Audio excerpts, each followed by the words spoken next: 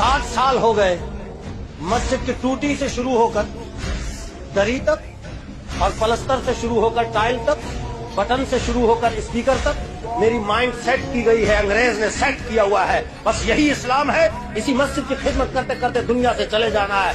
खबरदार अगर तुमने दीन की बात की और हुकूमत की बात की और इक़्तिदार की बात की, वो इसी में दबा रहा। मदरसे का एक कमरा है, दूसरा बनाऊंगा, फिर तीसरा बनाऊंगा, फिर पहली मंजिल, फिर दूसरी मंजिल, फिर आगे चल चल सिस्टम चलता जा रहा। मैं चला गया, मेरा बेटा आ गया, वो चला गया, मेरा पोता आ गया, नस्ल दर नस्ल। इमाम चला गया, बेटा इमाम है, उसका बेटा इमाम है। ये नस्ल दर नस्ल चलते चलते चलते चलते इसी ने इस्लाम को कैद किया हुआ है।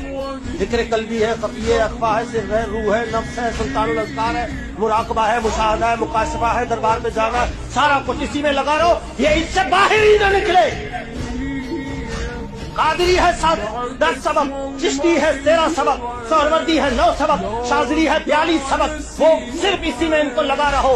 लंगर पकाए जाए, मुरीद बढ़ाए जाए। और अल्लामा इकबाल ने भी इसकी तरफ इशारा किया, लेकिन उनकी बात सुने कौन?